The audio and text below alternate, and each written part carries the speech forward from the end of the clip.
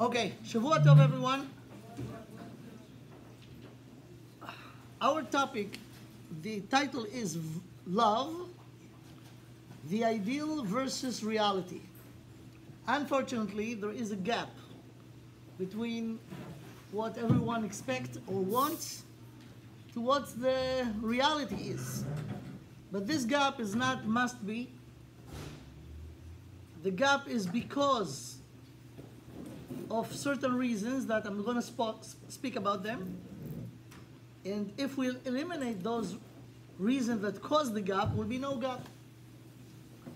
So what actually we're going to learn today is what the concept of love according to the Torah.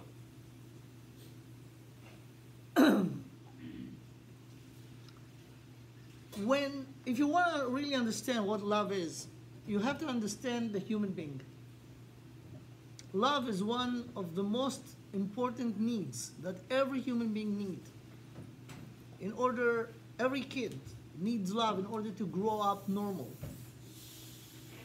balanced, good with developing the character. And in love, we have two things. The need to be loved and to love others. Usually when this area is in a good shape, people are happy. When they're not happy, it's because must be from different reasons, but this is one of them. So in order to understand the human character, we have to go in the Torah to understand what is the meaning to be a human being. What is a human being? And it's not that simple.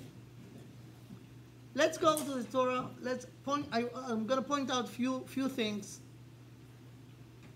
about how Hashem created Adam, and from there that would be the point that from it we could develop the topic.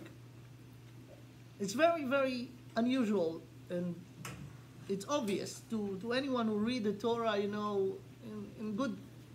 good eyes. The Torah describes that Hashem created the world in 6 days.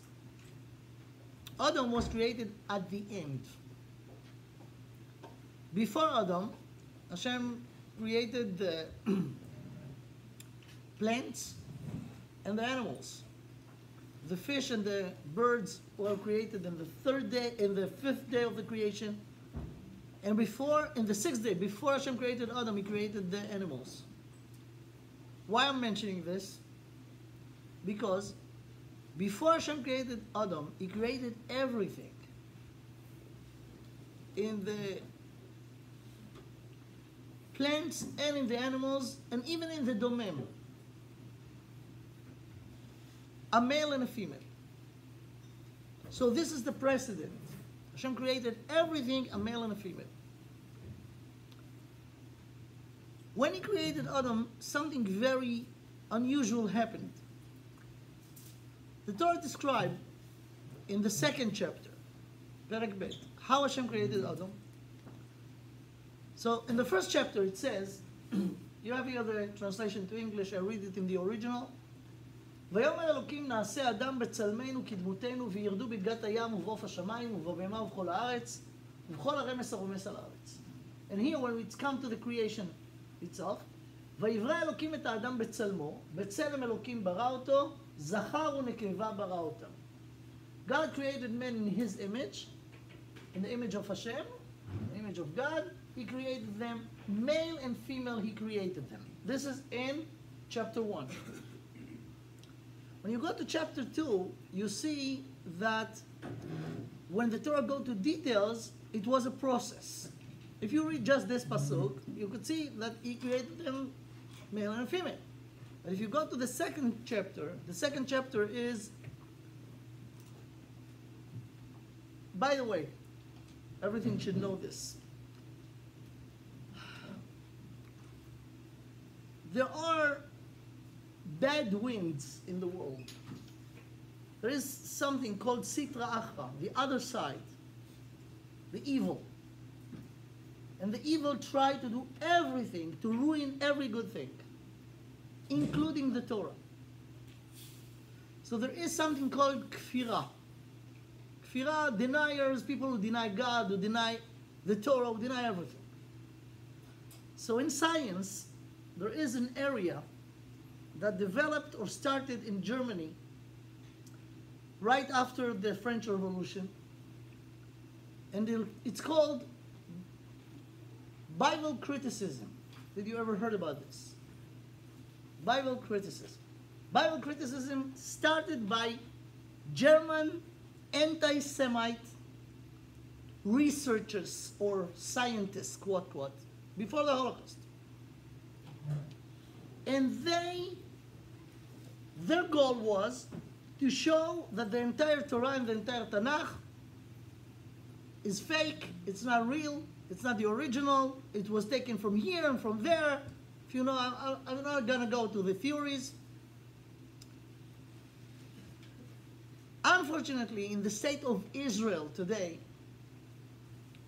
in the major universities, there is something called Limudei Yahadut, Judaism study.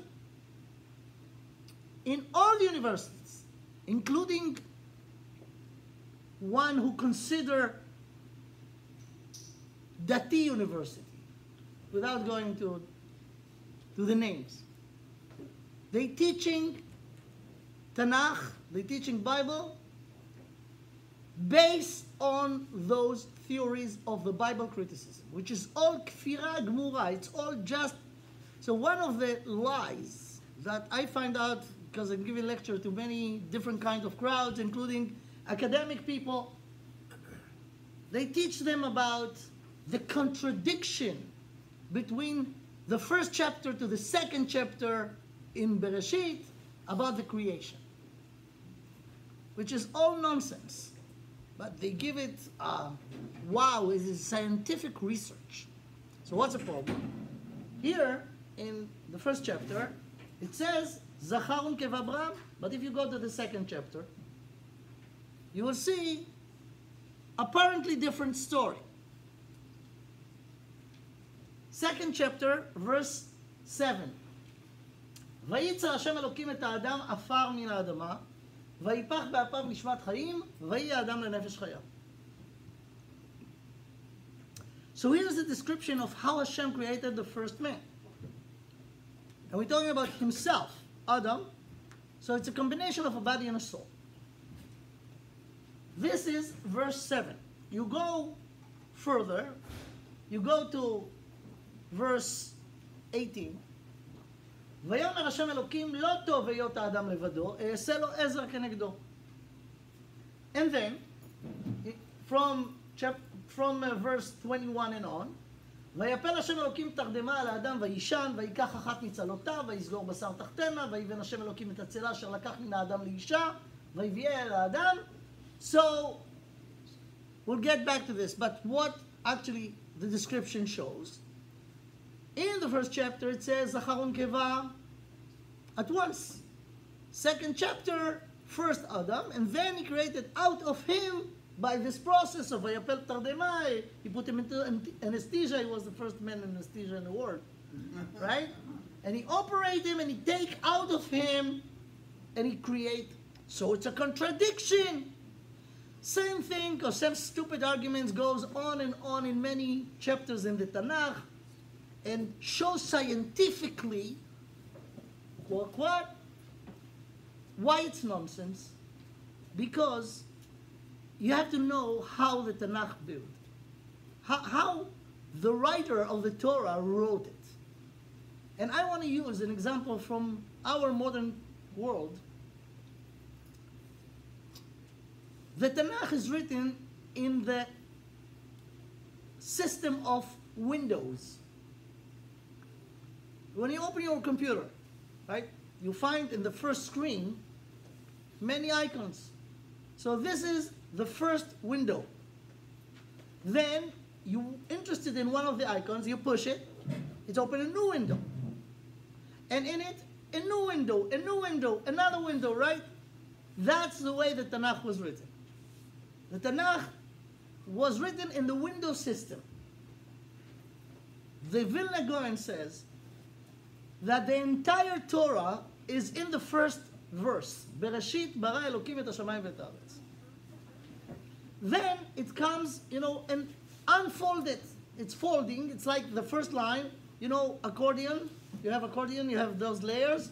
So the first sentence is the first line. Then you open it. You have details about it and details about it. So the proof is very, very simple. The Tanakh, let's say the Torah, let's say Sefer Bereshit, it started from the description of the creation. It's mentioned over there in the first chapter that Hashem created Adam. But he created other stuff, other things, right? Next chapter and on, focus on the Adam.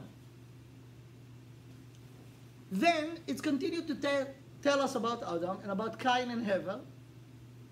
And then it's focused on Shet after Cain murdered Hevel. And in Shet, then 10 generations we got to Noach. In Noach, he has 3 sons, right? Shem, Ham, and Yefet. The Torah continues with Shem, because Avram came out of Shem.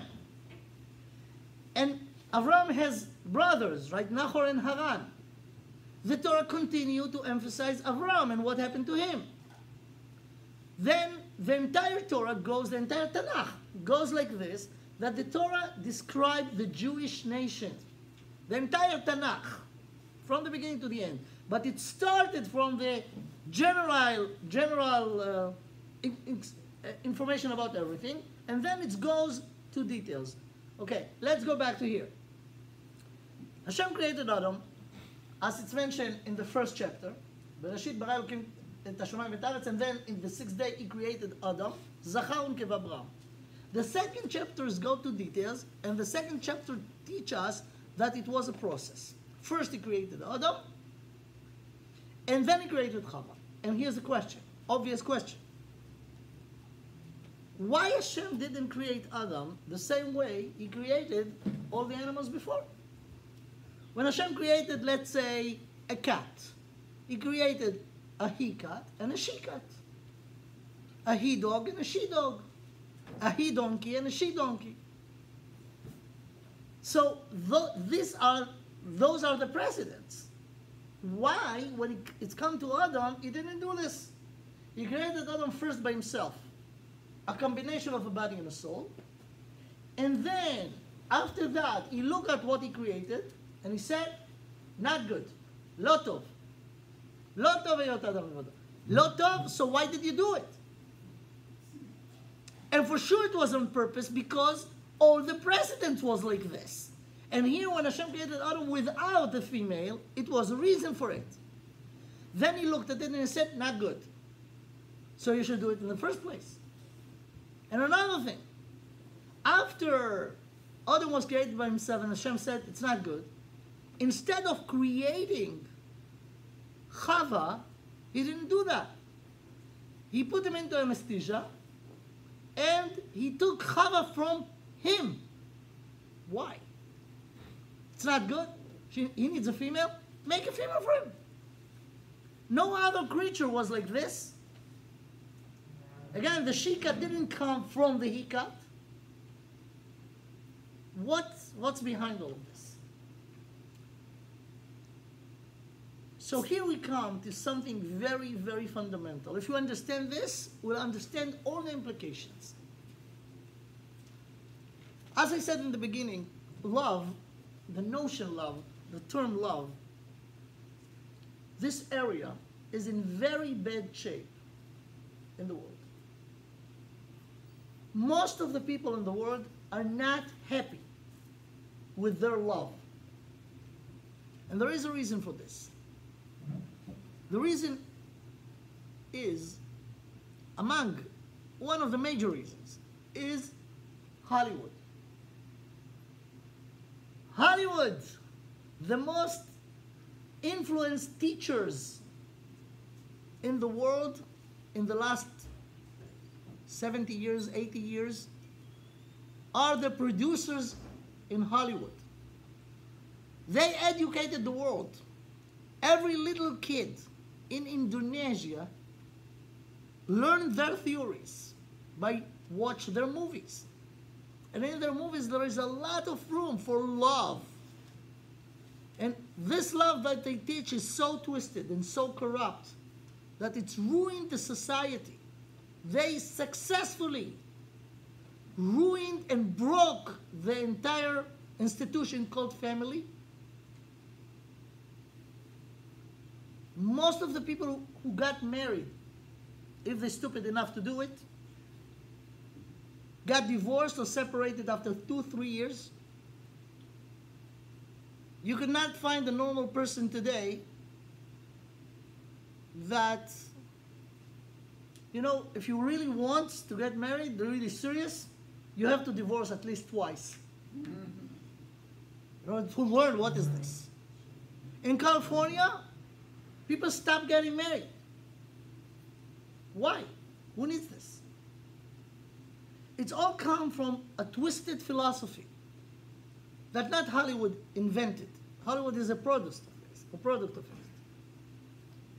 And actually, if you want to pinpoint it, it starts with the French Revolution. Many notions that people today appreciate it so much, especially here in America, and if you dare to talk against them, you are a fanatic. They are the reason. You know, America is established on freedom. We have a statue in the place I live in New York. There is a statue. Statue of Liberty. So apparently it's a good thing. What do you mean? You're not for liberty? You're not for freedom? Yes, I am, but there is a but. Freedom is just do whatever you want. So I have to understand the process that happened in Europe before the French Revolution in order to understand this. The church was so corrupt during the time since the establishment of Christianity until the French Revolution, that the French Revolution came as a reaction to it. No more! You're not going to tell us what to do. Everyone has the rights. This is a very general description, but this is it.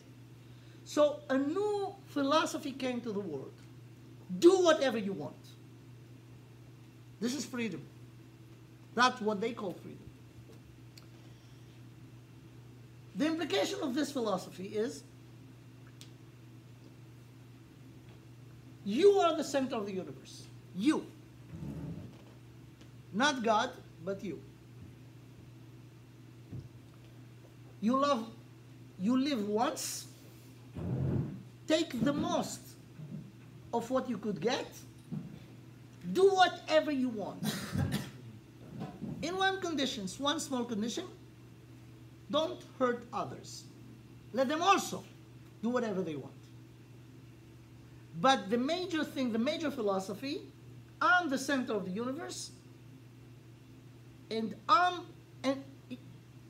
the entire interest in my life is to have fun for myself.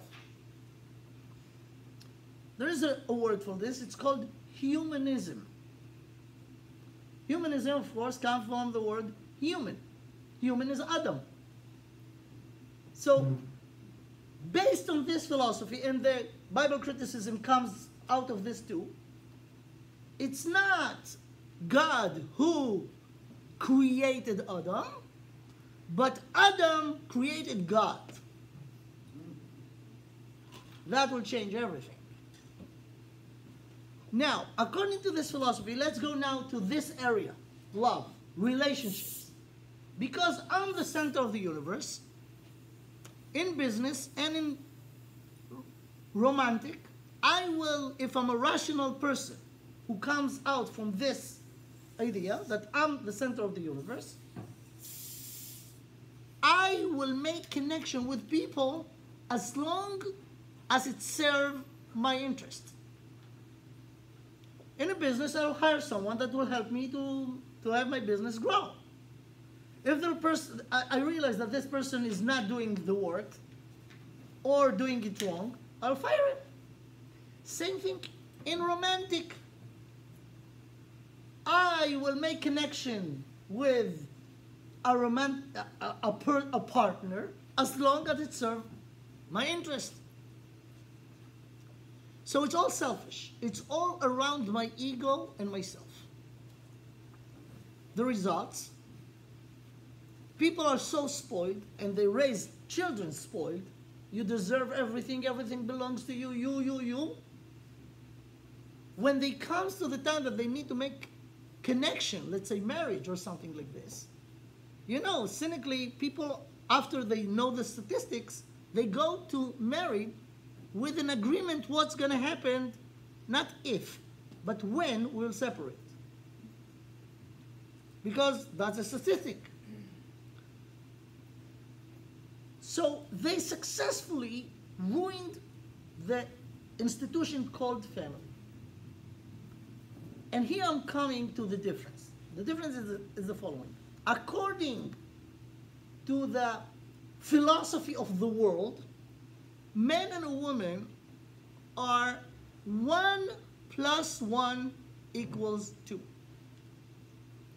And here's the difference. According to the Torah, men and a woman are not 1 + 1 = 2, but half plus half equals 1. And the implications are so deep. If you won, you complete. You need someone to enhance this, but you complete. You starting from 1. But if you have, you're missing. See the difference. Hashem created Adam on purpose, alone. Or if you want to say, the male and the female were in one body in the beginning. Then Hashem separated them, but He didn't separate them. לא טוב היות האדם לבדו, אעשה לו עזר כנגדו, and then comes the description that He separated them.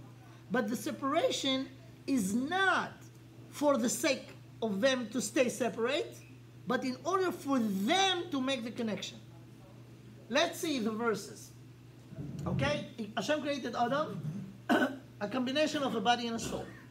Then He looked at what He said, what he created, and He said, not good, לא טוב. By the way, here the Torah says clearly, loud and clear, in the entire thing of Maaseh Bereshit, when Hashem created everything that He created, everything was good.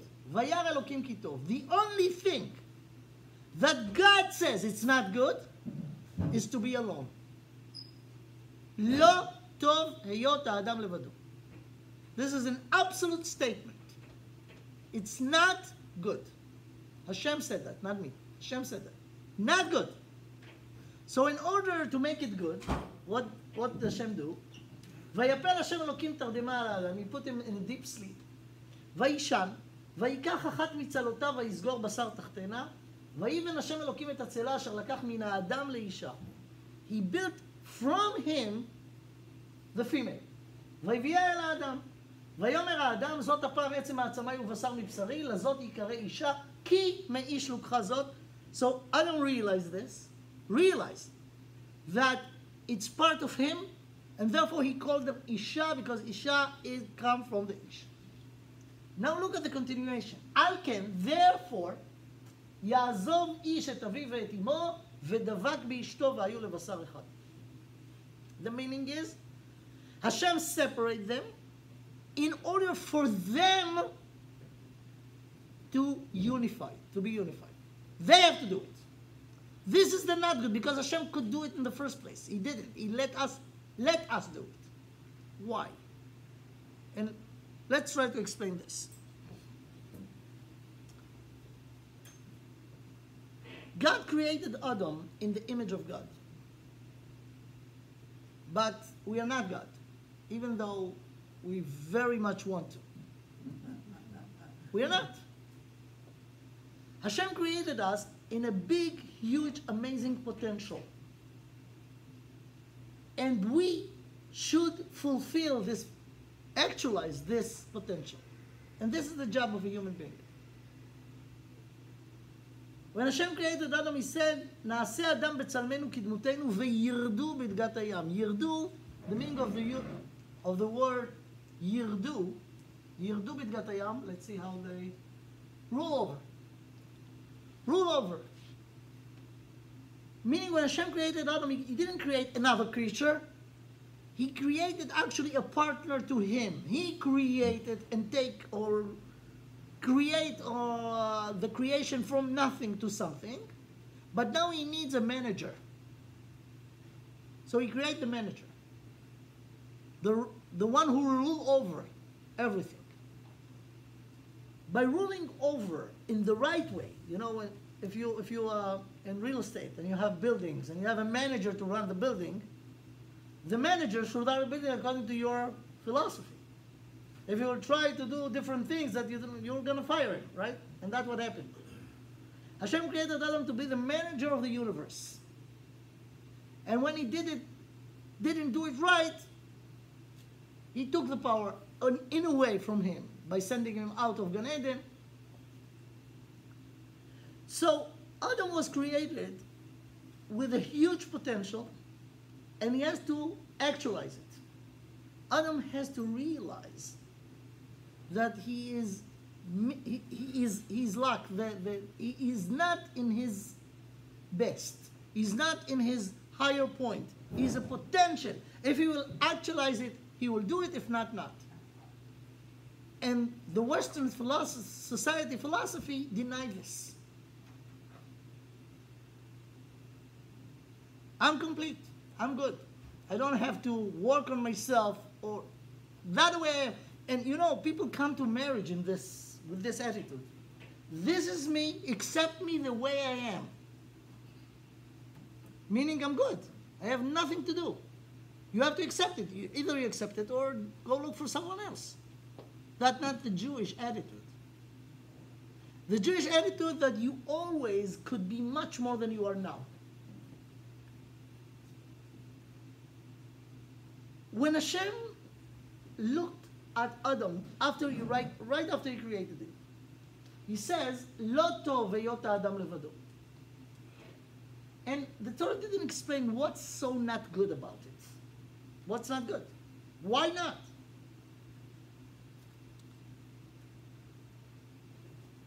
In order to understand the right way to run the partnership between husband and wife, male and female, in marriage, we have to understand something that prior to this, and this is the first combination between the body and the soul.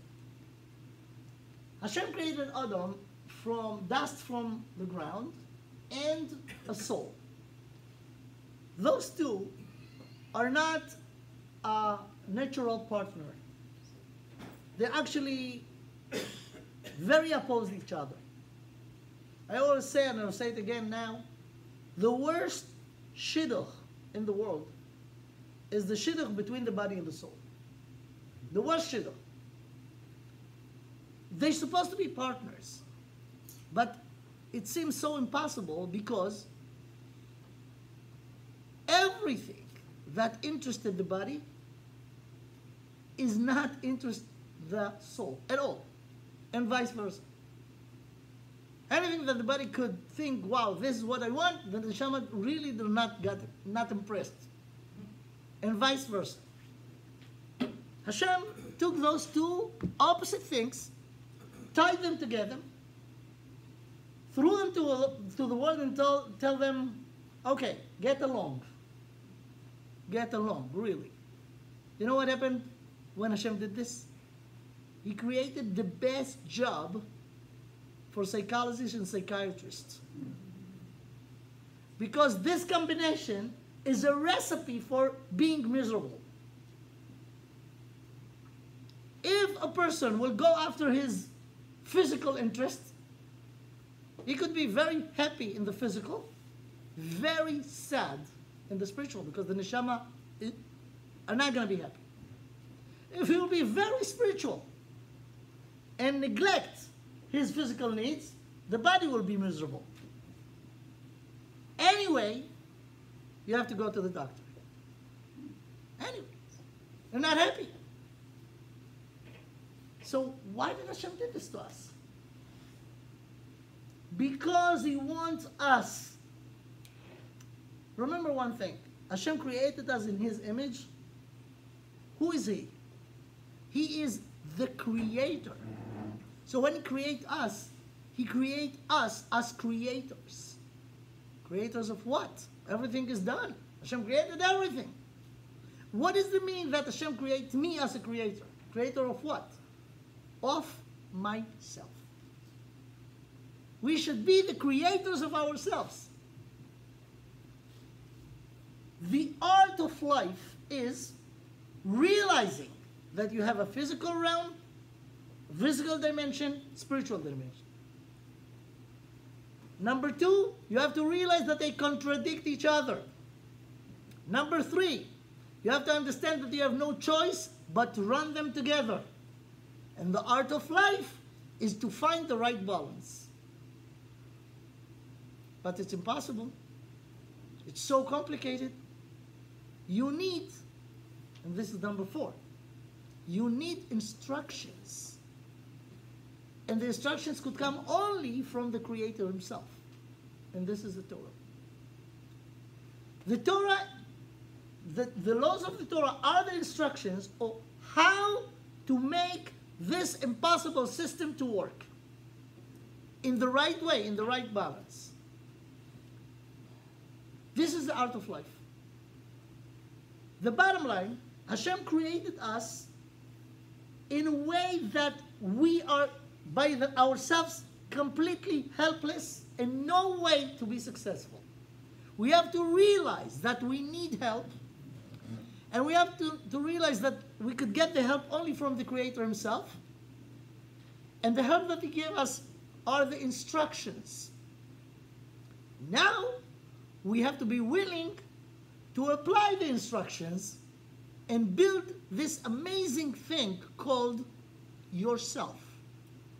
And this way you will be the creator of yourself. It looks that by itself, it's complicated enough. But Hashem look at what He created and He say, not good. Not of. It's not complicated enough. Let me make it even more complicated. And see what He did. He take the body of man, divided it to two bodies, a male and a female. In the Kabbalah it says that Hashem created only one soul, one neshama. When He separated the body of Chava from the body of Adam, He separated the neshama too. The male side of the neshama He left by Adam, and the female He gave to Chava. So now what happened? And that was the result of what's written over here. It's not good. So how will make the not good good? Instead of two opposite things, we'll make it complicated. 4. Now we have his body, her body, his neshama, her neshama. Wow, that's a big, big project now. It's not enough that I have to make peace between my two sides. I need to build the entire thing. It's impossible. And that's why all those connections fall apart. Unless you learn the nature of them, you understand that this is the only job that you have in this life, in this world. The only thing. To fulfill or actualize your potential. And you could not do it when you're not married. So I'm attacking very brutally now, on purpose, all those of you who are not married. This is the first thing that you have to do in your priorities in life. Get married. Because without it, forget it. Forget it. People delay it, say tomorrow. No tomorrow. It has to be right now. Number one priority in your life is to get married to the right person. And not just because you got married. You have to understand, this is a big thing to get married. But you have to keep the marriage. Some people get married and divorced 2 days after, 3 months after, a year after, 2 years after. You have to keep it. This is an art. But this is the purpose of life. Let me explain this even deeper.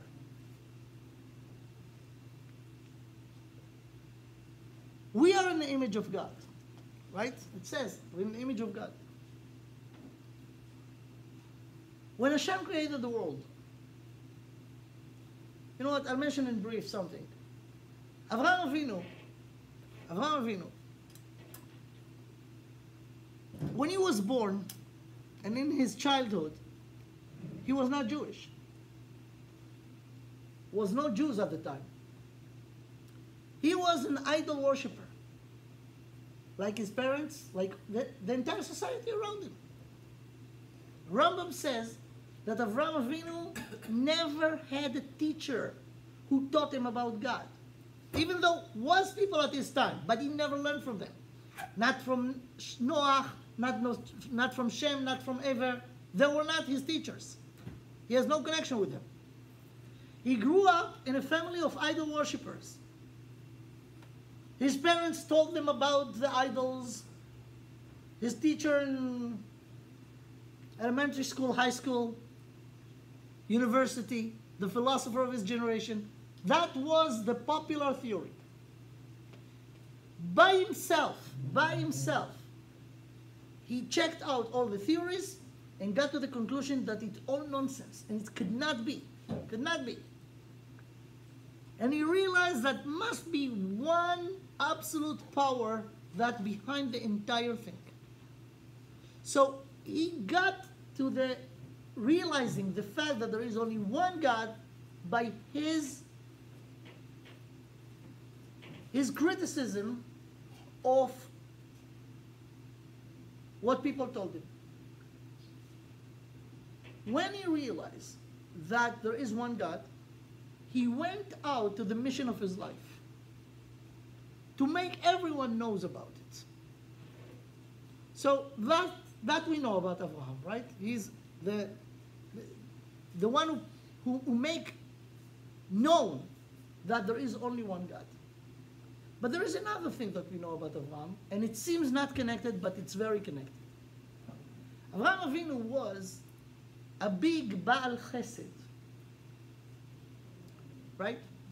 Remember his tent that was her 4 doors in the desert in Beersheba, and in the 3rd day after he was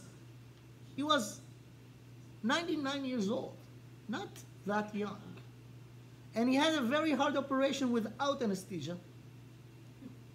And it was the 3rd day, and the 3rd day is the most hurtful, like it says about, if you remember, "Vayi bayom hashlishi biyotam koavim," right?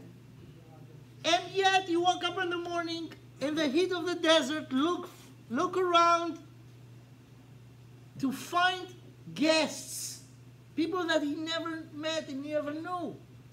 And when he saw 3 people, he saw they are Bedouin or something like this, he ran to them and told them an amazing thing. Do me a favor. Yeah, what do you need? Please come to my house. I want to give you food. This is the favor. Old man, after operation, ran to people that he never knew and asked them to do him a favor. Su'una, come please. And he served them. He himself, he was a rich man. He has a lot of servants, slaves.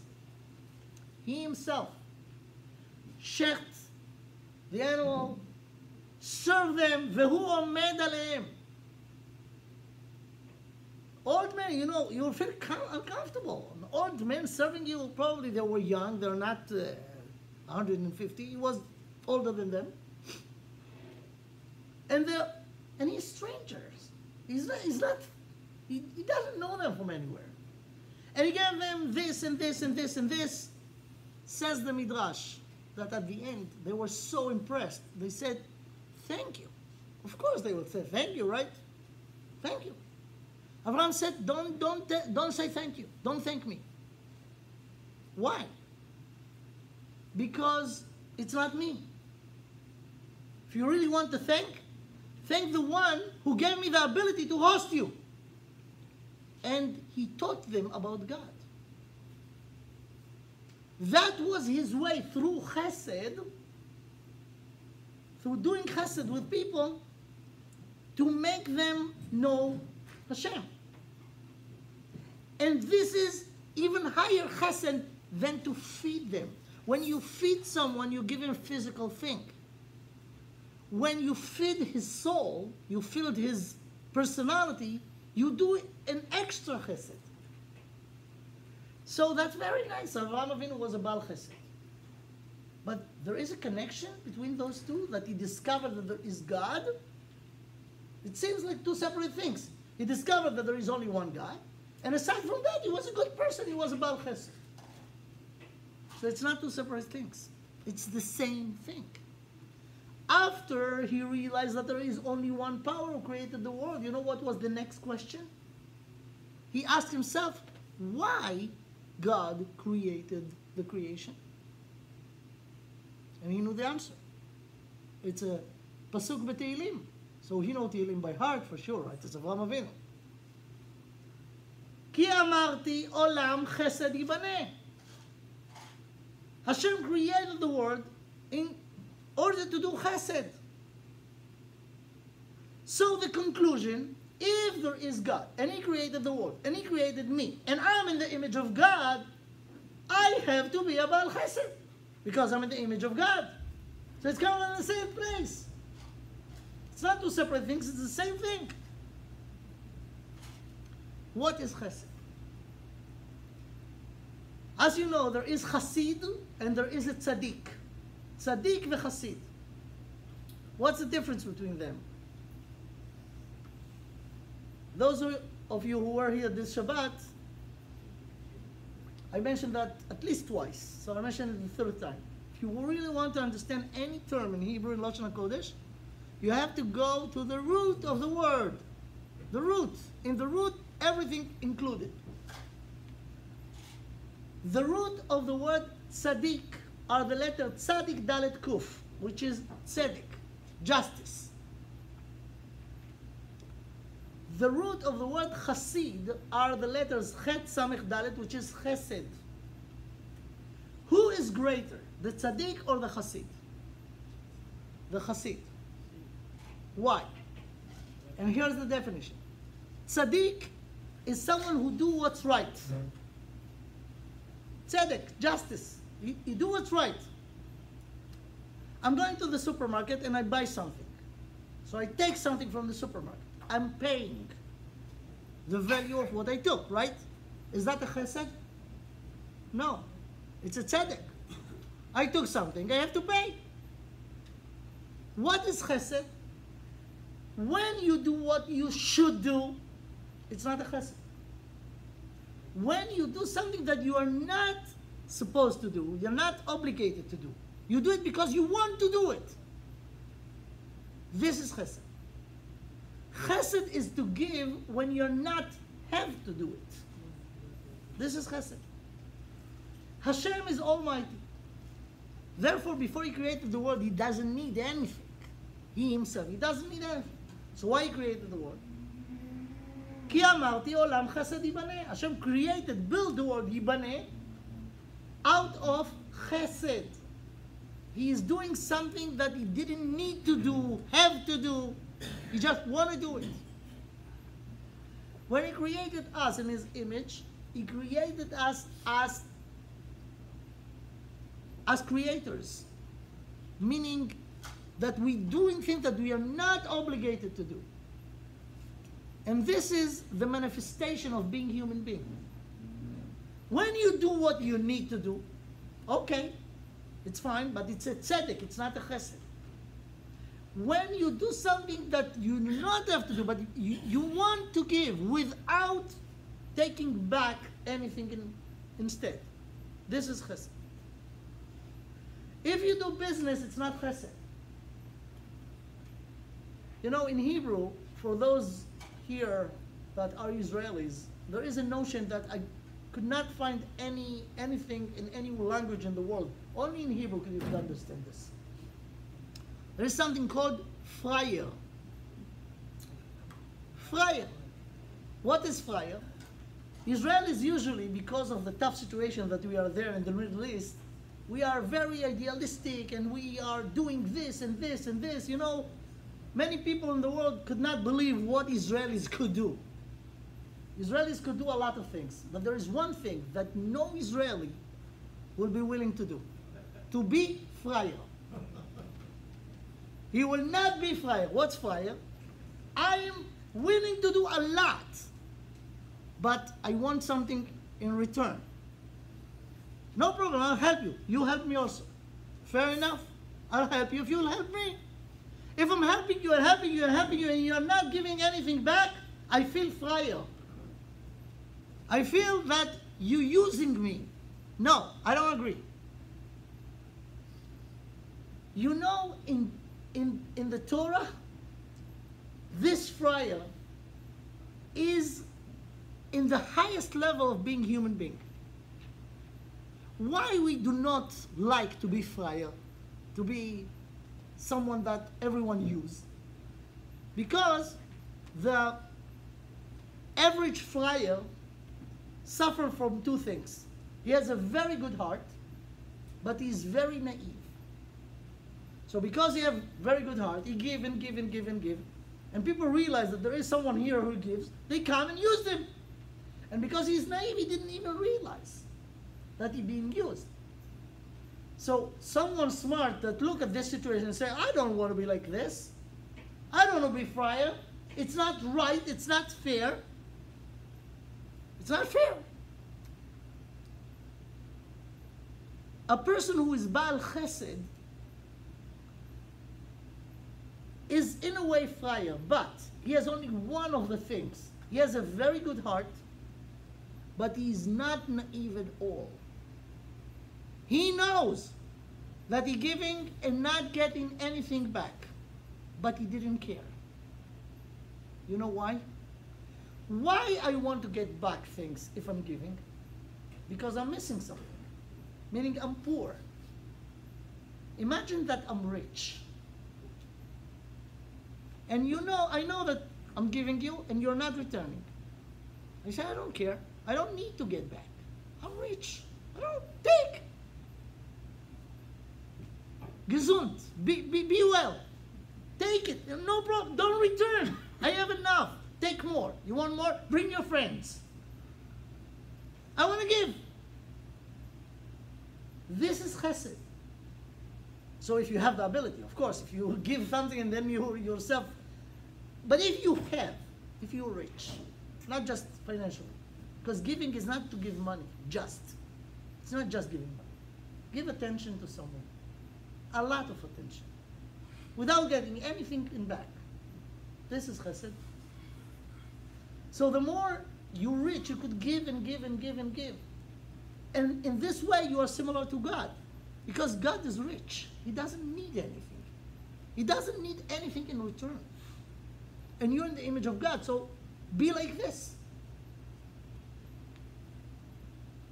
Now let me, after we spoke about nice thing, go to the hard thing. In the Western society, there are no chesed. No chesed. Anyone who gives, he gives in order to get. To be a real Baal Chesed, you have to do it l'shem shamayim.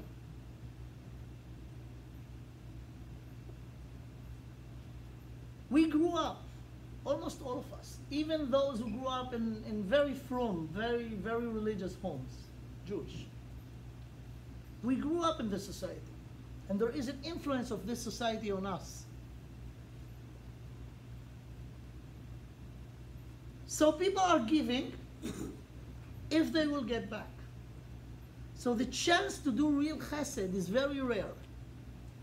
Real chesed is, I don't want to get, I'm doing it because this is the way my humanity comes to I'm actualizing my potential. Very rare to do it this way. When Hashem created Adam,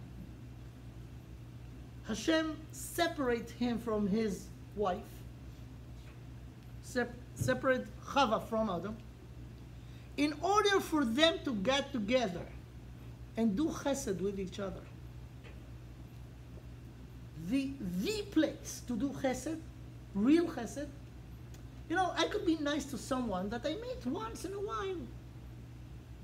But if you have someone that lives with you 24/7 for many years, here is the real test of your chesed. And again, let me use terrible term that we all know if you're married, from relationship between husband and wife. It's called scoring. Right? I did this, you do this. This is business. This is the anti-chesed. It's all calculated. I watched the kids yesterday, now let me go to vacation. And many other examples. And we miss the opportunity to do chesed. And this is the secret of love. Again, I could go on and on and on, but the time, tomorrow you have slichot, right, for some of the people over here. The real, among the other reasons, this is the reason why you have to get married. You have to get married in order to do chesed with your partner, with your spouse, and with yourself. In the fake society that we live today, me is in the center, as I said, the ego, right? Now, when I do business, or any connection, any social connection, I'm giving the impression to the people that I meet, there is something in America, developed very much in America, called PR, public relations, right? If you want your company to be successful, give some budget to the public relation. What is public relation? Do a lot to make people think what you want them to think about your company. And it's not just company, it's your personality also. So people work on this day and night, and they became fake. It doesn't matter who you really are, it matters what people think you are. This is the brutal lie and fake. But people work this way. People work this way. Companies, people. So, actually what I'm doing, if I'm honest and intelligent enough, I should know and remember that no perfect people in the world. No one is perfect. Any person who lives today in this world is not perfect. When they will be perfect, they will leave. Mm-hmm. We are here because we are not perfect in order to try to make ourselves better. This is the reason that we are here. Therefore, every person in the world has qualities, good attributes, and not too good attributes to be tender. Okay? Shortcomings, there is such a thing. In everyone, including me. Of course, when I go out and try to make connection with people, I will not show or not be proud on my shortcomings, right? It's natural. So what I'm going to show, the good things, the good attributes, the good qualities. And it's okay, because you do not have to embarrass yourself. But the thing is that it's so successful, not just between me and people around me. I'm doing the same thing with myself. I'm not so proud with my shortcomings. So what I'm doing, I'm denying them. I try not to think about them. And I'm denying them in a way that I'm convincing myself that they are not there. I'm not thinking about it, so they're not there. But it's not true. If you succeeded to convince yourself that your shortcomings are not there, you're in very, very bad shape. Why? Because another day, another day will pass, and then you'll find yourself in 120, not fixing the thing that you need to fix. But it's too late. So, again, if I'm intelligent and honest, I have to know that I have shortcomings. I have also good things. And you know what? You have to start from this. In order to have a good self-esteem, you have to realize your good attributes. And everyone in the world has some good in them. You have to be aware of this. You have to be proud of it. You have to develop it and work on it. It's good. But you have to remember also that you have shortcomings. And you have to work to eliminate those shortcomings as much as you can. Don't delay it and don't deny it. The problem is that people are so busy, they have no time for this. So they say, okay, but one day, not now, not now. Now I have much more urgent things to do. And you could delay it and deny it and delay it and delay it and delay it. And then again, you find yourself at the age of 120, it's too late. Here comes the marriage. When you get married, you cannot deny it anymore. You have a partner, you have a spouse that know you better than you think. And it works both ways. Now, what is the real love? Real love. Real love is not to be stupid.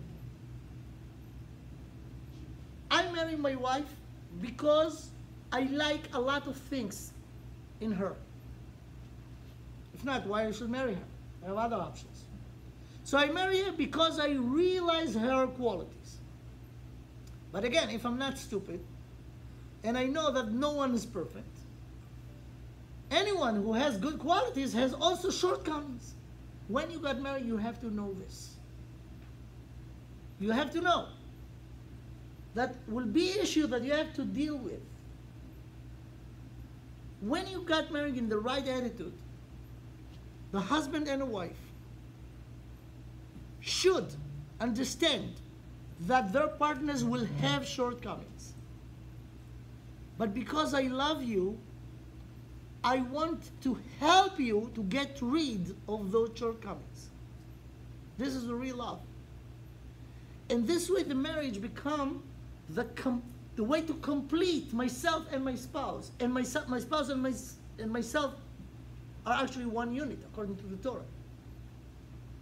So the opportunity to do chesed in a way that you work on yourself and not delay it is marriage. Without it, easily you could deny it, delay it, and not get the chance ever to work on it. This is not good. What will make the not good good? To give you some, and this is the meaning of those two amazing words. לא טוב היות האדם לבדו, אעשה לו עזר כנגדו. Those two words are contradict each other. Ezer is to help. Kenegdo is against. Even though you could translate it alongside to him. But Chazal said, Zacha Ezer, lo zacha kenegdo. Meaning Rabbi Elazar explained the kenegdo against him. But the against could be in a good way. You have someone that could put a mirror in front of your face. Show you the good and the not good. And if she loves you and if you love her, you realize that there is shortcomings, but I want you, let's work together in order to eliminate them. One of the shortcomings could be, let's say, an angry person. So angry person, if the spouse realizes this and wants to help, she could do it, he could do it.